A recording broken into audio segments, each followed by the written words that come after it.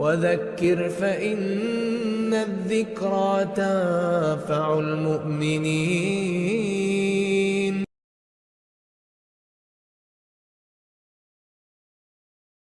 إن الحمد لله نحمده ونستعينه ونستغفره ونعوذ بالله من شرور أنفسنا ومن سيئات أعمالنا. من يهده الله فلا مضل له ومن يضلله فلا هادي له.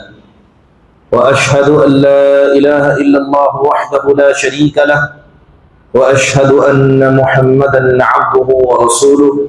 أما بعد فإن خير الحديث كتاب الله وخير الهدي هدي محمد صلى الله عليه وسلم وشر الأمور محدثاتها وكل محدثة بدعة وكل بدعة ضلالة وكل ضلالة في النار. فأعوذ بالله من الشيطان الرجيم. بسم الله الرحمن الرحيم. يا أيها الذين آمنوا اتقوا الله حق تقاته ولا تموتن إلا وأنتم مسلمون. يا أيها الناس اتقوا ربكم الذي خلقكم من نفس واحدة وخلق منها زوجها وبث منهما رجالا كثيرا ونساء واتقوا الله الذي تساءلون به والأرحام إن الله كان عليكم رقيبا. يا أيها الذين آمنوا اتقوا الله وقولوا قولا سديدا يصلح لكم أعمالكم ويغفر لكم ذنوبكم ومن يطع الله ورسوله فقد فاز فوزا عظيما. وقال الله سبحانه وتعالى: يا أيها الذين آمنوا قوا أنفسكم وأهليكم نارا وقودها الناس والحجارة.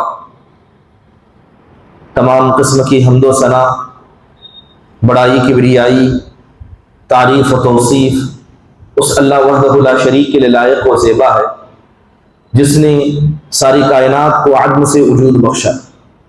درود نازل ہو تمام انبیاء علیہم السلام پر جنہیں اللہ تبارک و تعالیٰ نے اپنی قوموں تک ہادی و رہبر بنا کر بھیجا، خصوصاً ہمارے اور آپ کے آخر نبی جناب محمد الرسول اللہ صلی اللہ علیہ وسلم کے ذاتی گرامی پر، جنہیں اللہ سبحانہ و تعالیٰ نے ایک ایسی شریعت سے نوازا جو شریعت رات کی تاریکی میں بھی دن کی طرح واضح اور روشن ہے. محترم حاضرین، خطبہ مسنونہ کے بعد آیت کریمہ پڑھی گئی. اللہ تعالیٰ ارشاد فرماتے ہیں کہ اے ایمان والوں، تم اپنے نفسوں کو اور اپنے گھر والوں کو جہنم کی آگ سے بچاؤ، وہ جہنم جس کا ایندھن انسان اور پتھر ہوں گے، اور وہ جہنم جس پر اللہ تبارک و تعالیٰ نے بڑے ہی سخت مزاج اور طاقتور فرشتوں کو عذاب کے لیے مقرر کر رکھا ہے. علی بن ابی طالب رضی اللہ عنہ اس آیت کے ماتحت میں کہتے ہیں کہ جب اللہ نے کہا کہ ایمان والوں، تم اپنی نفسوں کو اور اپنے آپ کو جہنم کی آگ سے بچاؤ، تو اس کا طریقہ بیان کرتے ہوئے کہا اعلموہم وادبوہم، یعنی اپنے آپ کو اور اپنے گھر والوں کو تم پہلے علم سکھاؤ، انہیں ادب سکھاؤ. یہی علم، یہی ادب انہیں اللہ تبارک و تعالیٰ کی اس جہنم سے بچانے والا ہے. محترم حاضرین، یہ بات ہم سب جانتے ہیں کہ اسلام کے اندر جو خوبصورتی ہے، اسلام کے معاملات میں، اسلام کے احکام میں، اسلام نے منع کردہ چیزوں کے اندر جو خوبصورتی ہے وہ اصل اس کے اسلامی آداب کی وجہ سے. اس لیے علماء اکرام نے ادب کی تعریف کرتے ہوئے کہا کہ جب بات ادب کی جاتی ہے، ادب کہتے ہیں کہ وہ تمام چیزیں جو آپس میں ایک دوسرے سے محبت پیدا کریں، چاہے اس کا تعلق شوہر اور بیوی کے درمیان ہو یا عام لوگوں کے درمیان ہو، بلکہ کہتے ہیں کہ اسلامی آداب حقیقت میں یہ اسلام کی خوبصورتی ہے. یہی اسلامی آداب ایک انسان کے دل میں اللہ سے محبت کو جوڑ کر رکھتے ہیں. یہی اسلامی آداب نبی کی تعظیم پر ہمیں ابھارتے ہیں. یہی اسلامی آداب شریعت اسلامیہ کے احکام پر عمل کرنا ہمیں سکھاتے ہیں. بلکہ جو آدمی ادب والا نہ ہو، اس کے پاس نہ اللہ کا ادب ہے، نہ رسول کا ادب ہے، نہ شریعت کا ادب ہے، اس کے علاوہ جو اللہ کے شعائر ہیں، چاہے جیسے جمعہ کا خطبہ ہو یا اللہ کا گھر مسجد ہو، کہتے ہیں کہ جو آدمی ان اسلامی آداب کو چھوڑ دے، چاہے اس کا عقیدہ کتنا ہی اچھا کیوں نہ ہو، یہ اس آدمی کے ایمان کے پختہ ہونے کی علامت نہیں ہے، بلکہ علامت یہ ہے کہ اگر وہ اسلامی آداب کو پکڑتا ہے تو اس کے نفس کا تزکیہ یہ ممکن ہے۔ بلکہ آپ یوں سمجھے، ایک مسلمان دوسرے مسلمان سے ایسے ہی محبت نہیں کرتا، بلکہ دونوں کو ایک دوسرے کا حق ادا کرنا ہوتا ہے۔ آپ سامنے والے سے محبت سے گفتگو کریں، اس سے ملاقات کریں تو اس کی نگاہوں میں دیکھیں، اپنے چہرے پر مسکراہٹ رکھیں، اس کی غیبت نہ کریں، چغلی نہ کریں، آپ اس کا حق ادا کریں، وہ آپ کا حق ادا کرے گا۔ اس طریقے سے آپس میں محبت اور بھائی چارہ پیدا ہوتا ہے۔ یہی اسلامی آداب ہے جس نے اخلاق کو مضبوطی سے جوڑ کر رکھا ہے۔ بلکہ یاد رکھیے، جو آدمی روئے زمین میں رہ کر اسلامی آداب کو اپنا اوڑھنا اور اپنا بچھونا بنا لیتا ہے، ایسا ہی آدمی حقیقت میں نبی صلی اللہ علیہ وسلم کا مقتدی ہے۔ محترم حاضرین، علامہ ابن حجر اور علامہ سیوطی رحمہ اللہ فرماتے ہیں کہ اسلامی آداب کا تعلق یہ اخلاق سے ضرور ہے، بلکہ آپ یوں سمجھیں کہ اخلاق ایک الگ چیز ہے اور اسلامی آداب ایک الگ چیز ہے۔ اخلاق اچھی چیزوں کو بھی کہا جاتا ہے، بری چیزوں کو بھی اخلاق کہا جاتا ہے۔ مثال کے طور پر ایک آدمی جھوٹ بولتا ہے، غیبت کرتا ہے، تو ہم کہہ سکتے ہیں کہ اس کے پاس برے اخلاق ہے۔ لیکن بات جب اسلامی آداب کی آئے، اسلامی آداب میں کوئی چیز بری نہیں، بلکہ جتنی چیزیں اسلام نے بطور ادب بتائی ہیں سب اعلیٰ پیمانے کی ہے، اس کے اندر کوئی برائی موجود نہیں ہے۔ محترم حاضرین، اب ایک مسلمان کو کیا یہ ضروری ہے کہ جتنے اسلام نے آداب بتائے سب کی پابندی کرے؟ جی ہاں، بالکل ضروری ہے، کیونکہ بات اگر اسلامی آداب کی جائے، سب سے پہلے اللہ تبارک و تعالیٰ نے اسلامی آداب کو اپنانے کا حکم جس شخصیت کو دیا وہ ہمارے پیغمبر جناب محمد رسول اللہ صلی اللہ علیہ وسلم تھے۔ اللہ تعالیٰ نے آپ سے کہا، آپ کو ادب سکھاتے ہوئے کہا، خذ العفو وأمر بالعرف واعرض عن الجاہلین۔ اے نبی صلی اللہ علیہ وسلم، آپ لوگوں کو معاف کرنا سیکھ لیں، معافی کو آپ اپنے پاس پکڑ لیں۔ اس کے علاوہ ہر کسی کو دیکھ کر آپ بھلائی کا حکم دیں، اور اگر کوئی جاہل، کوئی بدتمیز آپ کے سامنے آ کر بے ادبی کرے، اس کا جواب نہ دیں، آپ اس سے اعراض کریں۔ یہ اسلامی آداب ہے جو جناب محمد رسول اللہ صلی اللہ علیہ وسلم کو براہ راست اللہ نے سکھائے۔ محترم حاضرین، صحیح بخاری کی روایت ہے، حضرت ابو موسیٰ الاشعری رضی اللہ عنہ، اس حدیث کے اندر اسلامی آداب کا مقام و مرتبہ بتایا گیا۔ اللہ کے نبی نے کہا، ثلاثۃ لہ اجران، تین قسم کے آدمی ایسے ہیں جن کو اللہ دگنا اجر دے گا، جن کو اللہ ڈبل اجر دے گا۔ کہا گیا کہ وہ آدمی جو اہل کتاب میں سے تھا، یہود و نصارہ سے تھا، اپنے نبی پر ایمان لایا، پھر جناب محمد رسول اللہ صلی اللہ علیہ وسلم پر ایمان لایا، اس کو دگنا اجر ملے گا۔ پھر آپ نے کہا کہ وہ لونڈی جو اپنے آقا کی خدمت کرتی ہے، اس کی بات مانتی ہے اور اپنے رب کا بھی حق ادا کرتی ہے، ایسی لونڈی کو بھی کیا ہے؟ دگنا اجر ملے گا۔ بلکہ دوسری حدیث کے اندر اس کی وضاحت کی گئی۔ اللہ کے نبی صلی اللہ علیہ وسلم فرماتے ہیں کہ ایک آدمی ہے جس نے ایک لونڈی کو اختیار کیا، اسے اسلامی ادب سکھایا، اسے تعلیم سکھائی، یہاں تک کہ وہ جوان اور بالغ ہو گئی تو اسے آزاد کر دیا، اور آزاد کرنے کے بعد دوبارہ اسی سے شادی کر لی۔ اللہ کے نبی فرماتے ہیں اسلامی آداب سکھا کر اسے اپنی زوجیت میں لانے کی وجہ سے اللہ تبارک و تعالیٰ ایسے آدمی کو دگنا اجر دیتا ہے۔ محترم حاضرین، یہی اسلامی آداب ہے جو حقیقت میں اسلامی تربیت کی بنیاد ہیں۔ کیا وہ ماں باپ جن کو خود اسلامی آداب نہیں پتا کہ اپنی اولاد کی تربیت کو اسلامی آداب پر کر پائیں گے؟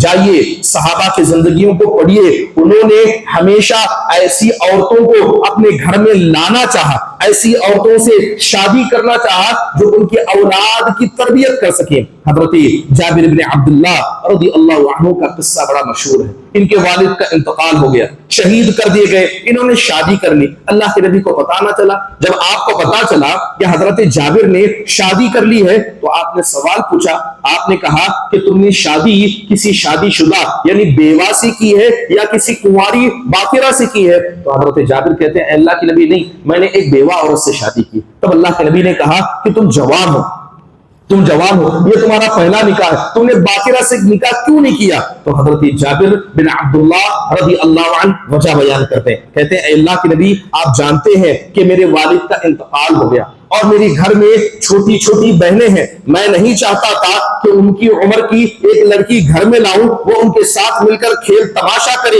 میں نے ان سے بڑی عمر کی لڑکی کو اختیار کیا تاکہ وہ گھر میں آئے تو میری بہنوں کی تربیت کر سکے، وہ گھر میں آئے تو میری بہنوں کو وہ اسلامی آداب سکھا سکے۔ محترم حاضرین، یہ ایک عظیم پیغام دیتا ہے، وہ پیغام یہ ہے کہ انسان اگر مالدار عورت سے شادی کرے جس کے گھر میں خود اس کے ماں باپ نے اسے اسلامی تربیت نہیں دی تھی، تو یاد رکھیے ایسی عورت آپ کے ہونے والے اولاد کے لیے کبھی مربیہ بن نہیں سکتی۔ اس لیے آپ دیکھتے ہیں کہ آج بنیادی طور پر جتنے بھی نوجوان ہمارے یہاں اخلاق میں برے ہیں، ان کی بنیادی جڑیں اس ماں کی گود تک پہنچتی ہیں جو ماں کی گود جہالت سے بری ہے، جو ماں کی گود غیبت، چغلی اور اسلامی آداب کے خالی ہونے سے بری ہے۔ محترم حاضرین، اللہ کے نبی محمد رسول اللہ صلی اللہ علیہ وسلم کو بھیجا گیا تھا، کیا مقصد تھا؟ تاکہ آپ کے ذریعے اخلاق کے پیمانے کو مکمل کیا جا سکے۔ اللہ کے نبی خود کہا کرتے انما بعثت لاتمم صالح الاخلاق، کہ مجھے بھیجا اس لیے گیا ہے تاکہ میں اخلاق کے بلند پیمانے کو کیا ہے لوگوں کے سامنے بیان کر سکوں۔ محترم حاضرین، آپ کو سمجھنا ہوگا یہ جو اسلامی آداب ہے ان کا بڑا مقام ہے۔ آج لوگ فرائض کی پابندی نہیں کرتے، سنتوں میں یہ اپنے آپ کو پیچھے ہٹا دیتے ہیں۔ آپ کو کیا لگتا ہے کہ آج کے مسلمان اسلامی آداب کا بھی خیال کرتے ہیں؟ بس آپ میں سے کتنے ایسے ہیں اگر پوچھ لیا جائے کہ صبح اور شام کے اسلامی آداب کیا ہے، آدھے بھی نہیں بتا پائیں گے۔ معذرت کے ساتھ آپ جس مسجد کے اندر بیٹھے، آپ سے پوچھا جائے آج جمعہ کا دن ہے، جمعہ کے دن کے آداب بتا دیں، اللہ کا گھر ہے اس کے ادب بتا دیں، بڑی مشکل سے 4 اور 5 ایسے ادب ہوں گے جنہیں آپ گنا پائیں گے۔ جو آدمی جانتا نہیں وہ عمل کیسے کر پائے گا؟ جبکہ یہ اسلامی آداب ہمارے ایمان کو زندہ رکھتے، یہ ہمارے ایمان کو زندہ رکھتے۔ امام بحقی نے عبداللہ بن عمر رضی اللہ عنہ سے ایک حدیث نقل کی، وہ کہتے تھے ادب ابنک فانک مسئول عن ولدک وماذا ادبته۔ عبداللہ بن عمر کہتے ہیں اے میرے باپ، اے میرے بچے، اپنی اولاد کو تربیت دینا۔ ایک شخص سے کہتے ہیں کہ اے میرے بچے، اپنی اولاد کو تم ادب سکھانا، کیونکہ اللہ جس طرح تم سے تمہاری اولاد کے بارے میں پوچھنے والا ہے، اللہ یہ بھی پوچھے گا کہ تم نے اپنی اولاد کو ادب کتنا سکھایا، تم نے اپنی اولاد کو تعلیم کیا دی۔ اس لیے کہ جو آدمی یہ سمجھے کہ بس اولاد مل گئی اس کی تربیت کی میری ذمہ داری نہیں ہے، اس کی صحیح تربیت نہ کرے، اولاد کی نعمت پر جس طرح سوال ہوگا اس کی تربیت پر بھی اللہ تبارک و تعالیٰ کے پاس سوال ہوگا۔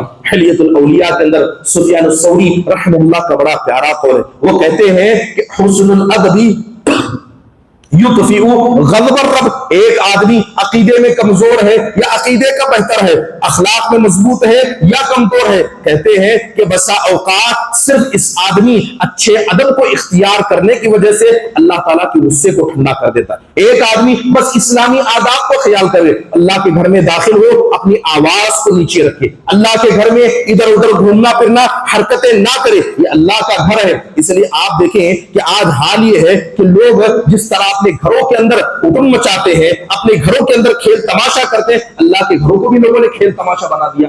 عبداللہ بن عمر رضی اللہ عنہ جیسی شخصیت ہم جانتے ہیں، مسجد کے اندر انہوں نے آواز کو سنا، چیخ و پکار کو سنا، فوراً کوڑا لے کر مسجد میں داخل ہوئے، قریب تھا کہ دونوں کو کوڑے سے مارے۔ ان دونوں سے پوچھا کہ من این انتما، کہ تم کہاں کے ہو؟ تو کہا ہم فلاں فلاں گاؤں کے۔ حضرت عمر رضی اللہ عنہ کہتے ہیں کہ خدا کی قسم اگر تم اس شہر کے ہوتے اور تمہیں اسلام کے بارے میں معلوم ہوتا میں تم دونوں پر ضرور کوڑا برساتا۔ کہتے ہیں کہ یہ نبی صلی اللہ علیہ وسلم کا منبر ہے جہاں کھڑے ہو کر قال اللہ قال رسول کی باتیں کی جاتی ہیں، اس منبر کے قریب کھڑے ہو کر اپنی آوازوں کو تم بلند کرتے ہو۔ محترم حاضرین، یاد رکھیے یہ منبر ہے، اس پر کھڑے ہونے والے کو حق ہے کہ وہ اپنی آواز کو بلند کرے۔ اس کے علاوہ مسجد کے اندر کسی بھی آدمی کو یہ حق حاصل نہیں ہے کہ وہ اپنی آواز کو بلند کرے، ورنہ وہ آدمی اللہ کے غصے کو دعوت دے گا۔ اس لیے اللہ نے قرآن میں کہا ذالک ومن یعظم شعائر اللہ فانها من تقوی القلوب۔ یاد رکھو کہ جو آدمی اللہ کے شعائر کی عزت کرے گا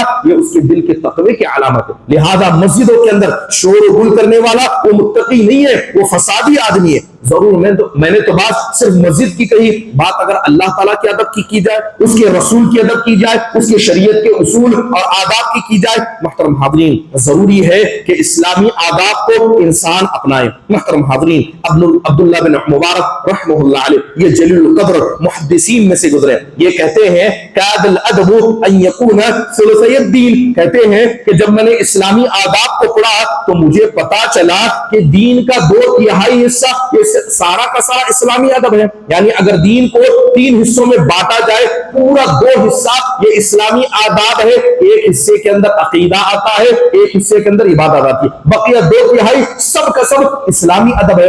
مان لیجئے اگر آدمی عقیدے کا سب سے بہتر ہو، عبادت کا پرفیکٹ ہو، اگر اسلامی ادب کو چھوڑتا ہے تو گویا 2/3 دین اس سے ختم ہو چکا ہے۔ اور کیا آدمی اپنے 2/3 دین کو ختم کر کے اللہ تعالیٰ سے خیر کی امید رکھے گا؟ محترم حاضرین عبداللہ بن مبارک رحمہ اللہ سے پوچھا گیا، کہتے ہیں باخیر ما اعطی الرجل، پوچھا گیا یہ بتائیے کہ آدمی کو سب سے بہترین اللہ کی نعمت کیا دی جا سکتی ہے؟ یعنی اللہ نے جو نعمتیں اپنے بندوں کو دی، سب سے عظیم نعمت کیا ہے؟ تو کہتے ہیں غزیرت و عقل، کسی کو اللہ تعالیٰ عقل کی پختگی عطا کرے، اس کی عقل مضبوط ہو، اس کے ذریعے وہ اللہ کے دین کو سیکھے سکھائے، یہ سب سے عظیم نعمت ہے۔ کہا فَإِن لَمْ يَكُنْ، اگر کسی کے پاس مضبوط عقل نہ ہو تو اس کے بعد بڑی نعمت کیا ہے؟ کہتے ہیں ادب حسن، کہ اللہ تعالیٰ نے اسے بہترین ادب دیا۔ اگر اس کے پاس مضبوط عقل نہ ہو لیکن بہترین ادب اس نے سیکھا ہو، کہا کہ اگر وہ بھی نہ ہو، کہتے ہیں کہ بہترین آدمی اللہ تعالیٰ اسے ایک ایسا بھائی دے جو صحیح مشورہ دے، کہتے ہیں اگر وہ بھی نہ ہو تو کہتے ہیں کہ وہ خاموش رہنا سیکھ لے۔ نہ اس کے پاس مضبوط عقل ہے، نہ اسلامی ادب ہے، نہ کوئی اچھا دوست ہے، تو وہ خاموش رہے، یہ سب سے بہتر ہے۔ کہتے ہیں اگر وہ بھی کسی انسان کے پاس نہ ہو تو کہتے ہیں فوراً مر جائے، اب اس کے پاس کچھ خیر نہیں بچا، اب بس دنیا سے چلے جائے، اس کے پاس کوئی خیر نہیں بچا۔ محترم حاضرین عبداللہ بن مقفع رحمہ اللہ کی بڑی پیاری بات یاد رکھیے، ایک ماں باپ، ایک آدمی جو باپ ہے یا وہ ماں جس کی اولاد ہے، آج ہم سمجھتے ہیں کہ بہترین چیز ہم اپنی اولاد کو کیا دے سکتے ہیں؟ اکثر لوگ اپنی اولاد کو گھر دینا پسند کرتے ہیں، ان کی شادی میں انہیں جہیز دینا پسند کرتے ہیں، لیکن عبداللہ بن مقفع کہتے ہیں کہ سب سے عظیم نعمت اگر ماں باپ اپنے بچوں کو دے سکتے ہیں وہ اچھا نام دے، معاشرے کے اندر اچھا نام دے۔ یہ بات آپ نے دیکھی ہوگی کہ جن کے ماں باپ عزت دار تھے، ان کے ماں باپ کا نام لے کر لوگ ان آدمیوں کی بھی عزت کرتے، جبکہ عزت ابھی بچوں نے کمائی نہیں، لیکن ماں باپ کی وجہ سے بچوں کی عزت کی جاتی ہے۔ اسی بات کی طرف عبداللہ بن مقفع کہتے ہیں کہ سب سے افضل میراث اگر ماں باپ اپنے بچوں کو دے سکتے ہیں، اچھا نام دے کر جائے، یہ آپ کی آنے والی اولاد اور ان کی نسل کے لیے یہ آپ کی طرف سے دیا گیا ایک بہترین تحفہ ہوگا۔ محترم حاضرین مسجد کے اندر ایک بچے کو دیکھا گیا، بصائر اور ذخائر اس کتاب کے اندر ہے کہ ایک بچے کو دیکھا گیا کہ درس چل رہا تھا، وہ مسجد کی کبھی اس دیوار پر چڑھتا، کبھی اس دیوار پر چڑھتا، کبھی قرآن کو گراتا، کبھی کیا ہے چیزوں کو گراتا، اور وہ بچہ بڑا خوبصورت تھا، لوگ اسے دیکھ کر مسکرا رہے تھے، ہنس رہے تھے کہ کتنا حسین و جمیل بچہ ہے۔ تو وہاں پر جو درس دے رہے تھے انہوں نے ان کی بات کو سن کر کہا کہ ہاں یہ بڑی خوبصورت عمارت ہے، کہا کہ یہ بڑی خوبصورت عمارت ہے، لیکن کتنا بہتر ہوتا اس کی بنیاد بھی ہوتی، اس کی بنیاد بھی ہوتی۔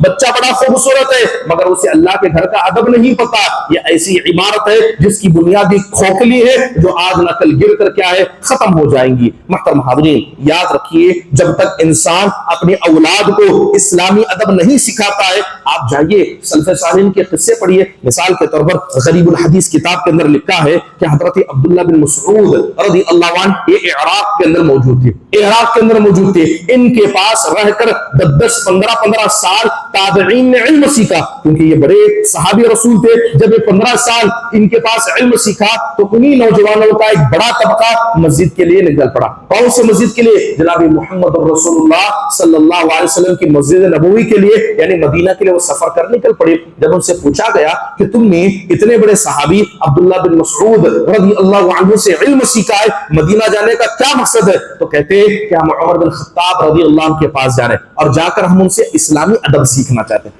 ہم نے صحیح کیا ہے، غلط کیا ہے سیکھ لیا، حلال کیا ہے، حرام کیا ہے سب سیکھ لیا، مگر اس کو کیسے مزاج میں لایا جائے گا، اس پر کیسے عمل کیا جائے گا، یہ ہم حضرت عمر بن خطاب سے سیکھنے کے لیے جا رہے ہیں۔ محترم حاضرین ابن عبد البر رحم اللہ نے اپنی کتاب میں لکھا کہ امام مالک رحم اللہ علیہ وہ کہتے ہیں کہ ابھی میں 5 سال کا تھا، میں ابھی 5 سال کا تھا، میری والدہ مجھے پگڑی پہنایا کرتی، بہترین سا لباس پہناتی اور فجر کے وقت لا کر مسجد نبوی میں چھوڑ دیتی اور کہتی کہ جیسے ہی بچے نماز کو پڑھ لینا فوراً جا کر تم اب ربیعہ بن عبد الرحمن کی مجلس میں بیٹھنا، ان کی مجلس میں بیٹھنا۔ حضرت انس بن مالک، امام مالک رحمہ اللہ کہتے ہیں کہ مجھے سمجھ میں نہیں آتا تھا کہ ربیعہ بن عبد الرحمن کیا درس دیتے ہیں، میں لگاتار 2 سال تک ان کی مجلس میں بیٹھتا رہا۔ جب مجھے کوئی چیزیں سمجھ میں نہ آئی تو 2 سال کے بعد میں اپنے والدہ سے کہنے لگا کہ جو چیزیں وہ پڑھاتے مجھے نہیں پتا، مجھے نہیں سمجھ میں آتی، آپ مجھے اس مجلس میں کیوں بیٹھنے پر مجبور کرتی ہیں؟ تو اس وقت امام مالک کی والدہ نے کہا، اے میرے بچے، جب تم جوان ہو جاؤ گے، سمجھدار ہو جاؤ گے، تم کو انہی سے علم حاصل کرنا ہے، لیکن ان سے علم حاصل کرو اس سے پہلے میں چاہتی ہوں کہ ان کی مجلس کا ادب سیکھو۔ تم 2 سال جو لگایا، تم نے دیکھا کہ لوگ ان کی مجلس میں کیسے بیٹھتے ہیں، کیسا رویہ اختیار کرتے ہیں، تو ان کی والدہ نے اپنے بچے کو پہلے 2 سال ادب سکھایا، پھر اس کے بعد کہا کہ اب جاؤ تم ربیعہ بن عبد الرحمن کی مجلس میں بیٹھو گے تو حقیقت میں تم ان سے علم حاصل کر پاؤ گے۔ وہب بن منبہ رحم اللہ کہتے ہیں یہی وہ امام مالک رحم اللہ علیہ ہے جنہوں نے بڑے جلیل القدر تابعی ربیعہ بن عبد الرحمن سے ادب سیکھا۔ وہب بن منبہ کہتے ہیں کہ لگاتار میں 10 سال امام مالک کی مجلس میں بیٹھا، جتنا ہم نے ان سے اسلامی ادب سیکھا اتنا تو ہم نے ان سے دین نہیں سیکھا، بلکہ اسلامی ادب کو وہ لگاتار سیکھا کرتے۔ آپ جائیے ابن الجزری رحم اللہ کی کتاب کو پڑھیے، آپ کو پتا چلے گا کہ امام احمد بن حنبل رحمہ اللہ علیہ جب درس دیا کرتے تو وقت میں 5-5 ہزار لوگ ان کی مجلس میں ہوتے، ایک مجلس میں 5-5 ہزار لوگ بیٹھا کرتے، جن میں سے بڑے مشکل سے 400 سے 500 لوگ کاپی قلم بیٹھ کر لکھا کرتے۔ لوگوں کو پوچھا جاتا اتنی بڑی مجلس کا کیا فائدہ کہ سامنے 400-500 یہ لکھ رہے ہیں باقی سب سن رہے ہیں؟ تو ان سے کہا جاتا یہ جو سامنے بیٹھ کر لکھ رہے ہیں یہ طلباء ہیں اور بقیہ وہ عام عوام ہے، یہ علم سیکھ رہے ہیں اور وہ اسلامی ادب ان سے سیکھ رہے ہیں، وہ اسلامی ادب کو سیکھ رہے ہیں۔ محترم حاضرین، اس لیے تاریخ ابن دمشق کے اندر ابن عساکر رحم اللہ نے بڑی پیاری بات کہی۔ وہ کہتے ہیں کہ جو آدمی پہلے اسلامی ادب نہ سیکھے، جو آدمی پہلے اسلامی ادب نہ سیکھے اس سے پہلے وہ علم سیکھ لے، فقہ سیکھ لے، قریب ہے کہ ایسا آدمی آگے چل کر اللہ پر بھی الزام لگائے گا اور اس کے رسول پر بھی الزام لگائے گا۔ آج جائیے ہمارے بچوں کا حال دیکھیں، جتنا ہمارے بچوں کو اپنے اسکول کے ٹیچر سے ڈر لگتا ہے، اندھیرے سے ڈر لگتا ہے، کسی جانور سے ڈر لگتا ہے، کیا حقیقت میں اتنا ڈر ان کے دل میں اللہ تعالیٰ کا ہے؟ کیا ان کے دلوں میں نبی کا خوف ہے، اس کی سنتوں کا خوف ہے؟ یہی بچے آپ نے علم سکھائیے، اسلامی ادب کو چھوڑ دیجئے۔ آج ہم اپنے نوجوانوں کا حال دیکھتے ہیں، کوئی کھڑے ہو کر نبی کی حدیث کا انکار کر رہا ہے، کوئی کسی رافضی کے پیچھے جا رہا ہے۔ اسی کی طرف اشارہ کرتے ہوئے کہا گیا کہ سب سے پہلے اپنے بچوں کو اللہ کا ادب سکھائیں، اس کے رسول کا ادب سکھائیں، اس کی شریعت کا ادب سکھائیں۔ اگر اس سے پہلے آپ نے علم سکھایا، یہ علم ان کو فائدہ نہیں دے گا۔ یہی وجہ ہے کہ آج ہم دیکھتے ہیں کہ کتنے نوجوان ہیں، کیا ان کو حلال و حرام کی تمیز نہیں ہے؟ کیا سود کتنا برا ہے انہیں نہیں پتا؟ کہ زنا اس کے راستے نہیں پتا؟ لیکن سوال ہے کیا اس پر عمل بھی کرتے ہیں؟ جتنا عمل ہے کیا اس پر عمل کرتے ہیں؟ عمل کے نہ ہونے کی بنیادی وجہ کہ جن ماں باپ نے اپنے بچوں کو حلال و حرام تو سکھایا مگر اسلامی ادب سے کوڑا رکھا، وہ علم ان کو قیامت کے قریب تک کبھی فائدہ نہیں دے سکتا۔ محترم حاضرین، ادب ہوتا کیا ہے؟ ایک مسلمان کے پاس ادب ہوتا کیا ہے؟ علماء نے کہا کہ ادب کئی قسم کا۔ سب سے پہلا ادب جو انسان کے دل میں ہونا چاہیے وہ اللہ کا ادب ہے، وہ اللہ کا ادب۔ وہ مسلمان ہی کیا جو اللہ کا ادب نہ کرے، زبان سے بولے، اسے پتا ہے کہ اللہ سن رہا ہے، اللہ اسے دیکھ رہا ہے، اس کے بعد بھی زبان سے جھوٹ بولتا ہے۔ وہ آدمی حرام روزی استعمال کرتا ہے، اسے پتا ہے کہ اللہ دیکھ رہا ہے، اللہ تعالیٰ نے فرشتے مقرر کر رکھے ہیں جو لگاتار اس کا حساب و کتاب لیتے ہیں۔ محترم حاضرین، انسان کو چاہیے کہ سب سے پہلے جس کا ادب اسے کرنا چاہیے وہ اس کا خالق کائنات اور مالک ارض و سما ہے، وہ اللہ تبارک و تعالیٰ کی ذات ہے۔ محترم حاضرین، یہی وجہ ہے کہ آپ دیکھیں جب مکہ فتح ہوا، نبی صلی اللہ علیہ وسلم نے اپنی زندگی کا پورا حصہ یہ دشمنوں کے درمیان گزارا۔ جب مکہ میں تھے دشمنوں کے بیچ میں تھے، مدینہ پہنچے یہود و نصارہ ہو، منافق ہو، آپ دشمنوں کے درمیان تھے، سب کچھ آپ نے برداشت کیا۔ جب آپ نے مکہ کو فتح کیا تو مکہ کے مشرکین مکہ بھی ہار چکے تھے اور مدینہ کے جو یہودی ہیں ان کو جلا وطن کر دیا گیا تھا اور منافق کو بھی دبا دیا گیا۔ گویا ایک اعتبار سے مکہ فتح کرنا اللہ کے نبی نبی صلی اللہ علیہ وسلم کی بڑی راحت تھی. جیسے ہی مکہ کو آپ نے فتح کیا، وہ دشمن جو آپ کے سامنے تھے، کبھی آپ کو مارا کرتے، آپ کی بیٹی کو تماچے مارنے والے، آپ کے صحابہ کو قتل کرنے والے نگاہوں کے سامنے تھے، آپ نے سب کو معاف کیا. سب اکثر مسلمان ہو گئے. جب اللہ کے نبی صلی اللہ علیہ وسلم اس کامیابی کو لے کر کعبۃ اللہ میں داخل ہوتے، آپ کے سر پر پگڑی تھی، آپ نے اس کو اتار لیا. جانور پر سوار تھے، آپ نیچے اتر گئے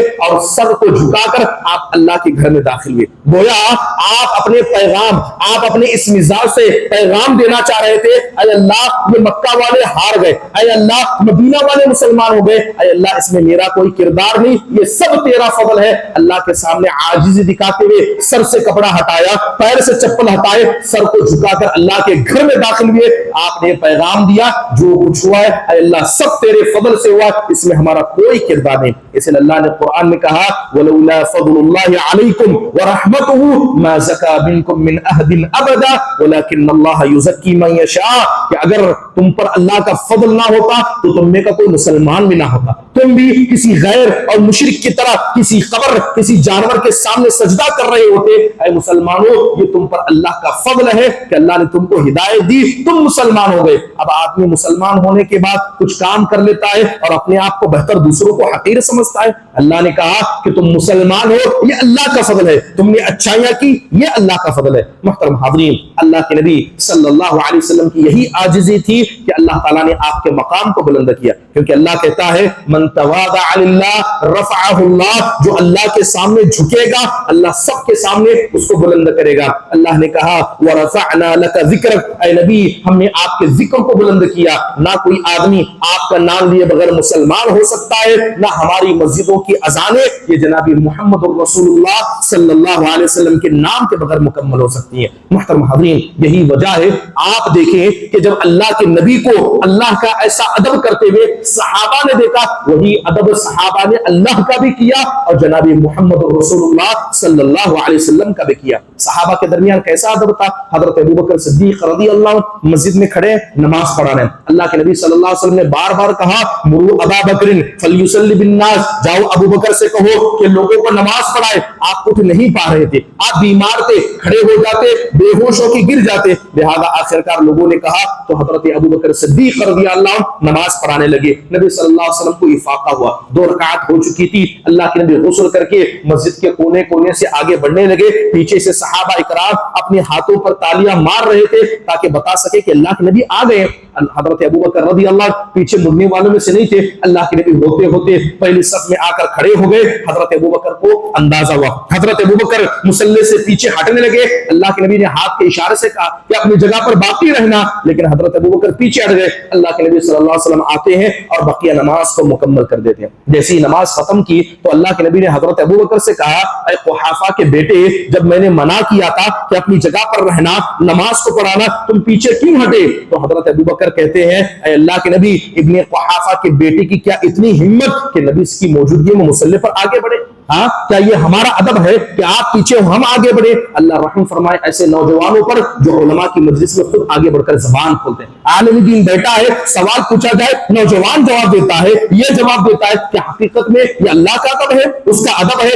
آج ہم لوگوں نے اسلامی آداب کو پیٹ کے پیچھے ایسے ڈال دیا. یاد رکھیے بسا اوقات ایک ادب کا خیال نہ کرنا یہ اللہ کے قہر اور اس کے غصے کو لے آتا ہے. محترم حاضرین، اللہ کے نبی علیہ الصلوۃ والسلام نے ہمیں سکھایا کہ ماں باپ کا ادب کریں. وہ ماں باپ جو اللہ کے فضل کے بعد اس روئے زمین میں کیا ہے دنیا میں آنے کی وجہ بنے. کیا ہم نے ان 3 غار والوں کا قصہ نہیں سنا کہ جن کو اللہ نے موت سے نجات دی؟ ان میں ایک آدمی ایسا تھا جس نے اپنے ماں باپ کے ساتھ ادب کا خیال کیا، ماں باپ کے ساتھ ادب کا خیال کیا. لہذا ماں باپ کا ادب انسان کو موت جیسی بلا سے بچا دیتا ہے. محترم حاضرین، یاد رکھیے عبداللہ بن مبارک رحمہ اللہ فرماتے ہیں کہ جو آدمی اسلامی آداب کو چھوڑتا ہے اللہ اسے سزا دیتے ہوئے اللہ سنتوں سے اسے محروم کر دیتا ہے. جو سنتوں کو چھوڑتا ہے اللہ اسے فرائض سے محروم کر دیتا ہے. اور جو آدمی فرائض کی پابندی نہ کرے قریب ہے کہ وہ مرتد ہو کر مرے گا، دیندار ظاہر میں لیکن اللہ پر کفر کر کے مرے گا.